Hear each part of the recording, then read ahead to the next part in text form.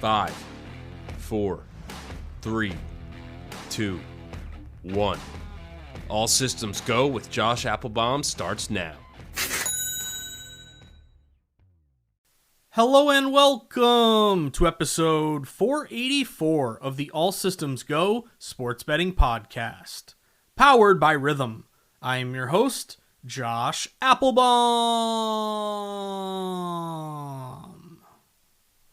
What's going on, everyone? Happy Friday. The final day of our work week is here, guys, and we got a big weekend ahead. We got wall-to-wall Major League Baseball, of course. You knew that.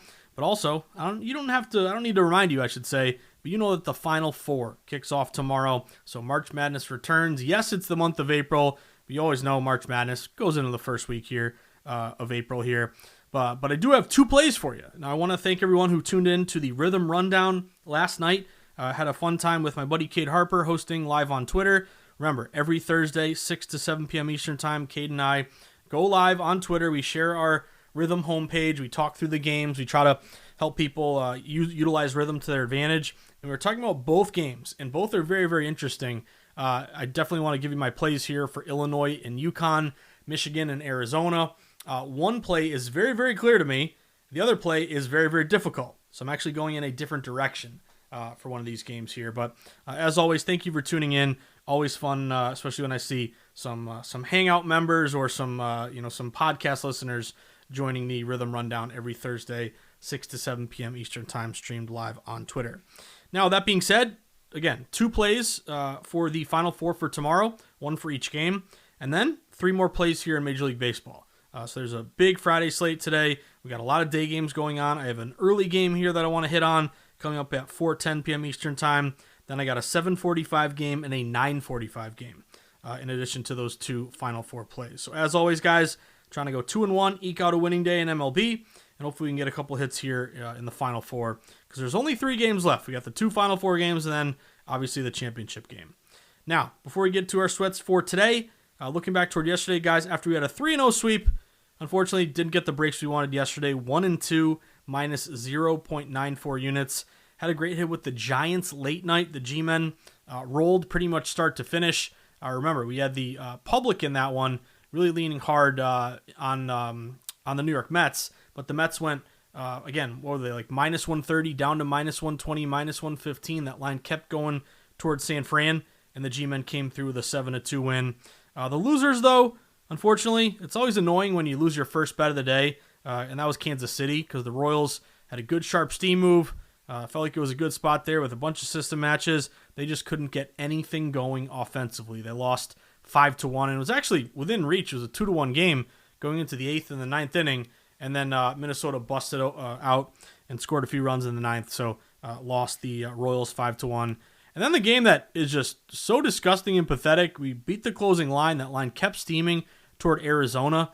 Arizona went from like plus 110 all the way to like almost a pick'em game at some shops, like a minus 110. And it didn't matter because Arizona got destroyed 17-2. Almost like an NFL game, 2 touchdowns, a field goal against a safety. So it wasn't even close in that one, even though that game was kind of a battle until there was a call where they called a double play. If you watch this game like me, you know what I'm talking about. But I think the Diamondbacks at the time were down by 1 run. Maybe it was like the 4th or 5th inning. They turned a double play, start walking into the dugout, and then Atlanta challenges it. They thought the guy was safe at first. He ended up being safe at first. Literally, next at bat, Olsen ropes a double, and then they score 10 runs in the 5th inning. So it was all downhill from there. But either way, guys, a little plus money on the G-Men. So 1-2 minus 0.94 units last night. See if we can finish up the week strong and hopefully produce a winning day as we steam into the weekend. So with that being said, let's start with MLB, and then we'll finish up the pod with a couple March Madness Final Four plays. So first one on the board, let's talk about an early matchup here. This is a 4:10 p.m. Eastern Time first pitch. We have a game here between the Tampa Bay Rays and the Minnesota Twins. Let's talk line movement, split, system matches, and I'll give you my play for this one. So coming into this matchup, we got the Rays 2-4 on the year. Just dropped 2 of 3, however, against the Brewers. Lost that series finale 8-2 as a plus 120 road dog. Fine by us, if you remember. That was a podcast play going with the Brew Crew. Meanwhile, the Twins 2-4 as well. Just lost 2 of 3 against the Royals, but avoided the sweep. Won 5-1 yesterday as a plus 130 road dog. Didn't like that because the podcast play there was on the Royals. Now, pitching matchup for this afternoon showdown, we have Tampa Bay going with the righty Joe Boyle. He's 0-0 with an ERA of 3. He'll be opposed by Minnesota righty Bailey Ober, 0-0 with an ERA of 6.75. Now, what are we seeing across the market here? Well, this game opened with Minnesota listed as a very short minus 115 home favorite. Tampa Bay around a minus 105 road dog. And again, short home favorite, you always think of one of two things. Either wise guys say, hey, that number should be higher. It's a good value play on that short home favorite. They get steamed up to minus 120, minus 130. Or maybe it goes the other way. And the wise guys say, hey, we have this more of a pick'em, or maybe even the road team should be favored. Well, it looks like the latter, because this line has moved away from Minnesota toward Tampa Bay. We've seen Minnesota drop minus 115 down to around minus 110. We've seen Tampa go from minus 105 to minus 110. So this is basically a dog to pick'em sharp line move here. Again, Tampa Bay open as a clear dog. Now it's basically a pick'em game because we got smart money here going with the Rays. Now, splits look really good at DraftKings. 59% of moneyline bets, 76% of moneyline dollars on Tampa. So slight public support, but heavy big money here on Tampa. You also look at the Rays. Hopefully their offense comes to play and gets to Ober. They have the better team batting average, hitting 274 versus only 218 for Minnesota. And in particular, two righties on the bump. Tampa has been better against righties, hitting 293 versus 258 for Minnesota against righties. Tampa also a little bit of a rest versus tired advantage because the Rays were off yesterday. Twins, meanwhile, played in Kansas City, had to travel back to Minnesota. So Minnesota opened as a very short favorite, but we are now moving to a pick'em game. We got a good split here on Tampa Bay. Tells me Tampa is the smart play here, guys. Also, we have 2 rhythm recommendations on Tampa Bay, including 1 official Green Star recommended play on Tampa Bay. So you add it all up, we got rhythm, we got line movement, bet splits. We also have a rest versus tired, better bats. First play of the day for me, guys, I took Tampa Bay. I got the Rays at minus 104 at FanDuel. Shop around, looks like around minus 105 is your best number, but again, some books now showing minus 110. So try to lay as little juice as you possibly can. Next up, 7:45 p.m. Eastern Time first pitch. We have an interleague game. Milwaukee Brew Crew at the Kansas City Royals. Now, the Brewers come in 5-1 on the year. Took 2 of 3 against the Rays. They won that series finale 8-2 as a minus 145 home favorite. Meanwhile, the Royals 3-3. Won 2 of their last 3 against the Twins. Again, couldn't complete the sweep. Lost 5-1 yesterday as a minus 155 home favorite. Don't remind me. Now, for this interleague series opener, pitching matchup, we got Milwaukee going with the righty Chad Patrick. He's 0-0 with an ERA of 2.08. Kansas City, meanwhile, is going with the righty Luinder Avila. I had never heard of this guy until today. He's a young pitcher. He's making his debut in 2026. He pitched in 13 games last year, I believe, out of the bullpen. That was his rookie year. He went 1-1 with a 1.29 ERA last year. Now, what have we seen across the market? Well, this game opened with the Royals listed as high as a minus 130 home favorite. Milwaukee around a plus 110 road dog. And sharps are hopping on the beer makers because we've seen Kansas City fall basically minus 130 down to a pick'em. Milwaukee has moved from plus 110 down to a pick'em. So if you like Tampa Bay, I think you like Milwaukee. It's the same sort of thing where a road dog is now becoming a road pick'em. So it tells us that the plus money payout is evaporating.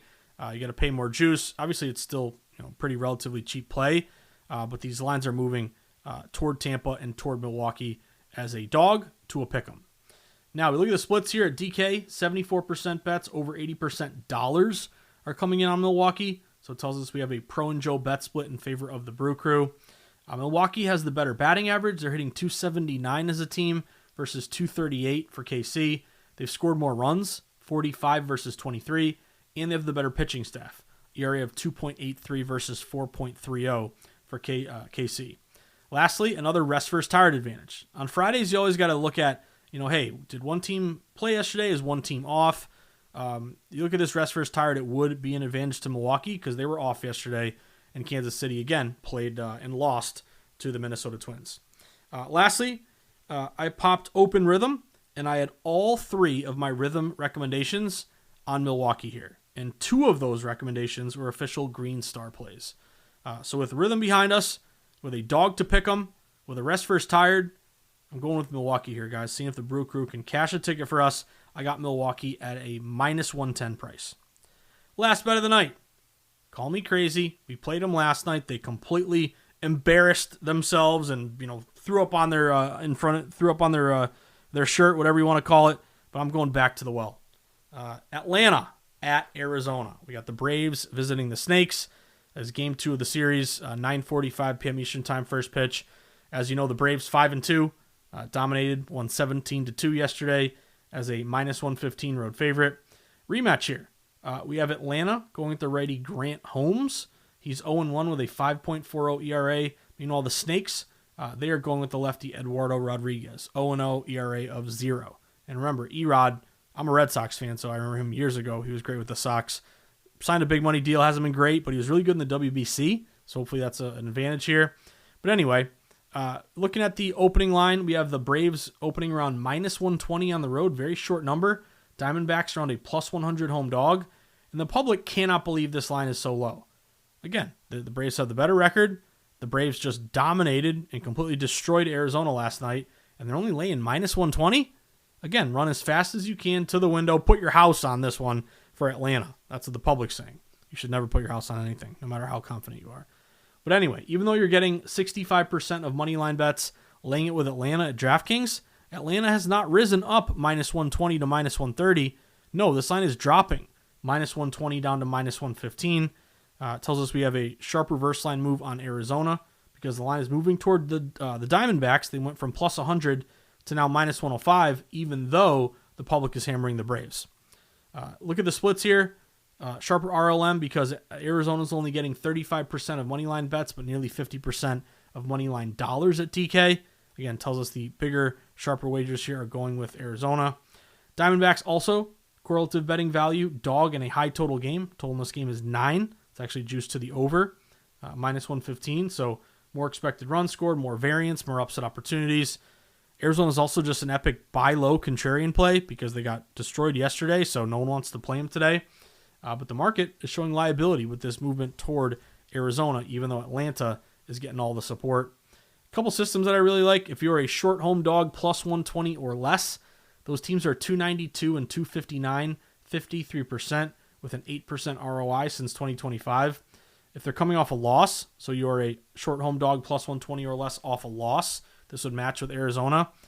Those teams are 147 and 121, 55%, 12% ROI since 2025. Also, maybe you get another higher scoring game here. Total is 9. It's juiced up over minus 115. Over's getting 62% bets, 84% dollars. So add it all up here, guys. We have a gross play. It feels like, how on earth can we take Arizona again after they looked so terrible last night? But baseball is a funny game. You can get rolled, and you got to trust the market. So I'm going to go with this Arizona sharp line move. I got Arizona plus 100, even plus 100 at Bally Bet. Shop around because most books are now minus 105. But I did have 2 recommended plays here on Arizona from Rhythm. So Rhythm is behind us as well.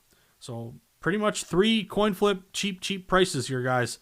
Tampa Bay, Milwaukee, Arizona. Minus 104, minus 110, plus 100. Again, let's see if we can get 2 out of 3 and produce a winning night, which is always the goal. Now, on the eve of the Final Four, let's talk both of these games here coming up for tomorrow. Reminder, no pot on the weekends, but you can always read the sharp reports that I write for vsin.com. So I'll have the full write-ups here for both games. Well, let's just talk through these games because we haven't really hit on them a ton. I've kind of been waiting a bit just to see where the dust settles here. But I ended up making plays on both. And one might be obvious to you, one might surprise you. So, first bet, let's talk about the early game. 6:09 p.m. Eastern Time tip. Tomorrow night we got the Illini against UConn. Now, the most important thing to me, the biggest factor, I guess I should say, in this Illinois and UConn game is the fact that the public is all over Connecticut. Now, think of it this way. UConn, big name school. This is their third Final Four in 4 years. They won a couple back-to-back championships. You got Danny Hurley. But then also think about, what is the goldfish, 5-second memory of Connecticut. It's that they had that incredible, and I give them credit because I was on them plus 5.5, but that incredible backdoor cover and outright win beating Duke. And now they're a short dog against Illinois. +1.5, +2. Some shops were even Connecticut +2.5. The public is saying, wrong team is favored, and you got to take the points with Connecticut. So right now, around 60% of spread bets are going with UConn. But here's the thing. We've continued to stay with Illinois favored in this matchup, even though the public is all over the Huskies. Again, you saw Illinois, most shops, they were -1.5 up to -2.5. Now, I must admit, a little bit of buyback.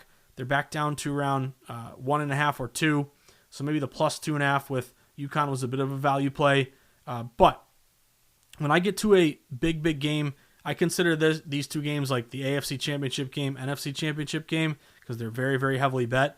But if you're getting around 60%, nearly 2/3 of bets on one side in a very heavily bet, primetime playoff game, automatically take away the line movement. I'm going to want to be on the other side of that. I want to be against the drunk guys at the bar who are saying you got to play the Huskies. So first angle for me is that Connecticut is the public play. Illinois is the contrarian play. Next, if we look at money lining short favorites, again, protect yourself. This is something we did quite a bit, and I would argue to pretty good success throughout the year. When it comes to betting on college basketball, do you want to lay a -1.5, -2, -2.5, have them win by 1 or 2 and you lose your bet? No, you pay up a little more juice, you go money line. So the money line splits look really interesting. At DraftKings, we have 36% bets, 45% dollars on the Illinois money line. And then at Circa, it's even sharper, 38% bets, 55% dollars on the Illinois money line. Here's where it gets even better. Popped open KenPom, our guy Ken Pomeroy. KenPom has Illinois winning, but not by 1, not by 2, not by 3, but by 4 points. That's a pretty big edge, a 4-point edge. KenPom's got Illinois winning by 4. Again, we're in the market there, -1.5, -2, touch 2.5. So I like the fact that KenPom's not, 1-point win, 2-point win. No, I would argue, 4 points doesn't seem like a lot. 2 possessions, 3-pointer, and a free throw. But in a discrepancy play with a spread around 1.5, 4 is actually kind of big. So I like the fact that KenPom's got a 4-point win by the Illini. Illinois, also just bigger. In terms of size, they average 41 rebounds a game, 36 for UConn. They have the better offensive efficiency compared to UConn, 1st versus 27th. They have the better offensive rebound percentage, 3rd versus 30th. They have the better free throw percentage, 78% versus 72%. That is a ranking of 16th in the country versus 210th. Also, they take better care of the ball. They don't turn it over quite as much. They rank 10th in fewest turnovers on offense versus 179th for UConn. So maybe UConn is a team of destiny. Again, had that incredible comeback win and cover and win against Duke. But Illinois, maybe they're being a bit undervalued here. And if you give me a fade the trendy dog, contrarian favorite, where, again, on the money line, you can get them around -125, -130. I got them -128. I believe at either Fanatics or Bally Bet. I put it in last night. But that's a decent price here to go with a team that, again, KenPom's got by 4. Lastly, I look at my rhythm recommendations, and I have a bunch of recommended rhythm moneyline plays on Illinois as well. So again, maybe you love UConn. I'm in New England. We got UConn fever here, but I got to stay true to the data. KenPom's got him by 4. It's a fade the trendy dog. I took Illinois on the money line, -128. Now, the big one. Michigan, Arizona. This game is going to be insanely heavily bet, 8:49 p.m. Eastern time. I would argue this is your Super Bowl. You look toward the Super Bowl, it wasn't really Patriots and Seahawks. It was Seahawks and Rams the week before. Kind of feels the same way here, where Michigan and Arizona are clearly your 2 best teams, and it's kind of sad that this isn't the championship game. One of these teams has to lose here. Now, I struggled with the side, fully admit. And here's the way that I'm looking at this game. On the one hand, you did see this line move a little bit toward Michigan. Michigan opened at a lot of shops at a pick'em. Michigan even opened at one point, getting maybe a point or 1.5. The line has moved toward Michigan. Now they are -1.5. So the first indicator to me is that, yes, the line moved toward Michigan. So we got to respect that right off the bat. But here's the thing. You look at the bet splits here. They're getting 50% bets, 53% dollars at DraftKings. So basically right down the middle. like that UConn and Illinois game, it's clear you have a public side a public side UConn and a contrarian side Illinois. Public doesn't know what to do here with Michigan, Arizona. It's basically 50-50 down the middle. And there's not like 50% bets, but 80% money. It's basically 50-50 bets and dollars as well. So no contrarian value. You also look at Circa. It kind of looks like Arizona's a little sharper, 46% bets, 49% dollars. Then you have Circa showing the money line tickets pretty good on Michigan, 40% bets, 93% dollars. You look at the DraftKings splits, talked about the 50-50 ticket count, or what was it, 53% dollars. Well, you look at the money line here. We have, let's see, Arizona 60% money line bets, 65% money line dollars. So this is all a long-winded way. And oh, by the way, Ken Palm has Michigan winning by 1 point. So when I'm making a bet, guys, you can tell my indecision here, because when I'm making a bet, I'm trying to check off multiple boxes and have a clear position where I feel like I have an edge. I have an advantage over the sportsbook. I've created, enough evidence in a courtroom to say, hey, I should make this play. I should, convict or find this person not guilty. I can't find a clear play here. If you tell me you like Michigan, the line moved in your favor, and Ken Palm's got them by 1, and you can money line them. If you tell me you like Arizona, Arizona, by the way, is the recommended play from Rhythm. Rhythm has basically got this as a pick'em, so they're saying take Arizona plus 1.5. You look at a bunch of the stat categories. You have a few that definitely favor Michigan, a bunch of others that favor Arizona. I can't find a clear edge, Michigan or Arizona. Again, you tell me you like Michigan, I respect it. Tell me you like Arizona, you want to buy low on the plus 1.5, I respect that as well. So when I can't find a clear edge, as much as I want to hammer Michigan or take the 1.5 with Arizona, I don't want to risk a unit if I haven't built a strong enough case to make a bet. So here's what I'm going to do. I'm not going to participate in the side. I got no dog in the fight with the side, but I am going to play the total, and I'm going over here, guys. This is the play that I said might surprise you. I'm checking off a lot of boxes on the over here. Number 1, it opened at 156.5. It's up to 157.5. So immediately we've seen this total tick up and rise. We look at the bet splits on this total. Right now at DraftKings, you're getting 62% bets, 68% dollars on the over. So a little bit low bets, higher dollars. Sharp split there in favor of a higher scoring game. If we look at Circa, I really like this one. Only 21% bets, but 59% dollars on the over. So the total rose, 156.5 to 157.5. Both DraftKings and Circa have a sharp bet split on the over. I have a 5% sharp mush edge from Juice Reel on the Michigan-Arizona over. We have two teams that average about 90 points per game. Michigan's averaging they're putting up 90 or more, 100 basically in all these tournament games. Both are around 50-51% field goal percentage. We have a very short spread, which typically is a good thing for an over, because back and forth, competitive game, maybe you get overtime, get a lot of fouling at the end. We have Ken Palm with an 80-79 predicted final in favor of Michigan. So that is a 159. You can get it over 157.5. But the reason that I really like this over is that all three of my Rhythm models are telling me to take the over. Predicted finals of 159.9, 159.5, but a green star, sharp recommended play on the over with a predicted total here of 161.1. So again, Michigan-Arizona side, it's not really clear to me which side you should take based on a data perspective. But the total, it's pretty clear that it's going to the over, or hopefully it is. Hopefully the over cashes, I guess I should say.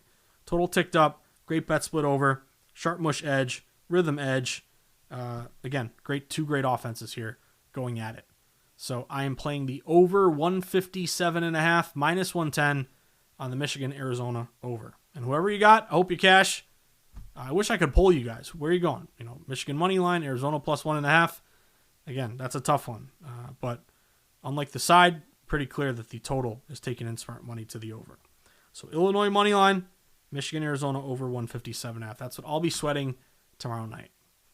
So that about does it for episode 484 of the All Systems Go Sports Betting Podcast, powered by Rhythm.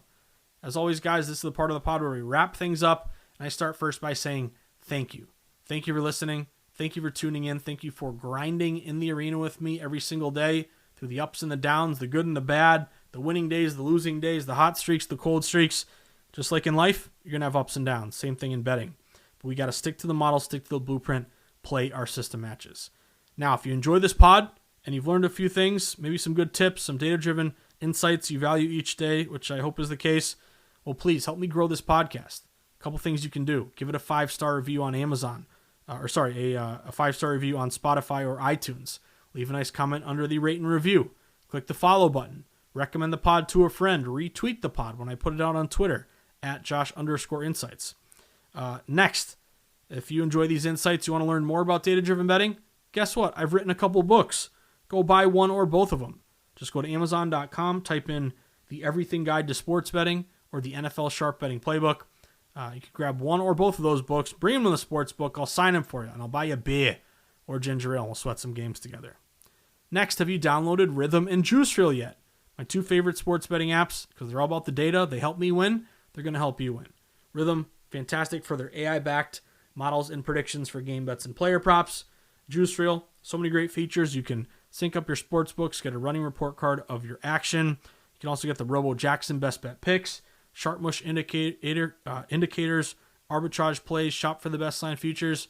But also, you can support the pod by tipping your podcast hosts. This pod is free. If you want to support the team, go sign up to get the ASG Best Bet Picks from Juice Reel. It costs you $4.99 a week. That's $4.99 a week. A cup of coffee, $5 for 7 days worth of plays. And again, you'll get these plays earlier, hopefully beat some closing lines. But go download Rhythm, go download Juice Reel, give them a 5-star review in the App Store. Next, do you have a live odds page? Well, if you don't have one, you need one. It's such a critical tool because if you're a data-driven bettor, or even if you're not, hey, you got to be able to track the market. Figure out what this line opened at. Where is it now? Compare the open to the current. Pull up the line history. Shop for the best number. Find the book offering the best price. Of course, getting live in-game wagering odds and identifying steam that comes in late. Scratch starting pitchers. All this stuff is available to you when you sign up for Odds Logic. It's the best live odds page around. All you got to do is go to oddslogic.com/Josh123. Make sure you do the /Josh123. That's going to give you a 7-day free trial, 50% off your first month of service. Lastly, have you heard of ProfitX? PROPHETX. It is a betting exchange. I've recently partnered with ProfitX because they're going to help you win, because you're going to get way better juice prices, because it's an exchange where you're going up against other bettors and you're not forced to go up against the house. The house is going to make you pay -115, -120 on a standard side or total with the juice. Not ProfitX. Because you're in an exchange, you're going up against other bettors, you're getting -105, +102, -103, +106. Therefore, you can win at the same rate that you would at a sportsbook, traditional sportsbook, but make more money at ProfitX because you're risking less juice. Also, you win and you're doing well, you're not going to get limited or booted. So go download ProfitX, and when you fund your account, put in the promo code JOSH, JOSH, for an extra 20% deposit match. So that about does it for episode 484 of the ASG pod, wrapping up the week on a big Friday. As always, 2 final thoughts. 1, whether I see you at the Borgata in Atlantic City, Twin River in Rhode Island, the Brook in New Hampshire, Foxwoods or Mohegan Sun down in Connecticut, at the Encore in Boston, Plainridge Park Casino, MGM Springfield, or the Nash in my neck of the woods on the border of Massachusetts and New Hampshire, or out in the desert where the true grinders get down, where Billy Walters sends his number runners, where the lowest juice possible is found at the South Point, or sweating sharp contrarian plays, jumping in the stadium swim pool when you cash a big ticket at Circa. You're going to walk up to me. Again, throw that KC in Arizona. Throw those tickets in the rubbish bin, in the recycling bin. But show me a Giants ticket. Nice little plus money hit there with the G-Men. First one's on me, next one's on you. We'll post about the book, Sweat Baseball, and March Madness over the weekend. So as always, guys, coming off a 1-2 or a 2-1, an 0-3 or a 3-0, a winning night, a losing night, a hot streak, a cold streak, we just got to stay even keeled. We can't get too high when things are going well. Can't get down in the dumps when things aren't going our way. Just got to stick to the model, stick to the blueprint, discipline with our bankroll management, playing the system matches, betting with our head and not our heart. And if we can do that, find the games that fit our model against the public, with the house, with the pros, flat bet, avoid parlays and get that CLV. If we can do that, we're going to be successful sports bettors long term. So I hope everyone has a great Friday. Have an even better weekend, guys. Enjoy the baseball. Enjoy the March Madness. Go Illini. Let's get a lot of points in Michigan, Arizona. And then we'll be right back at it on Monday. That'll be episode 485 of the All Systems Go Sports Betting Podcast, powered by Rhythm. Good luck, everybody, and have a great weekend.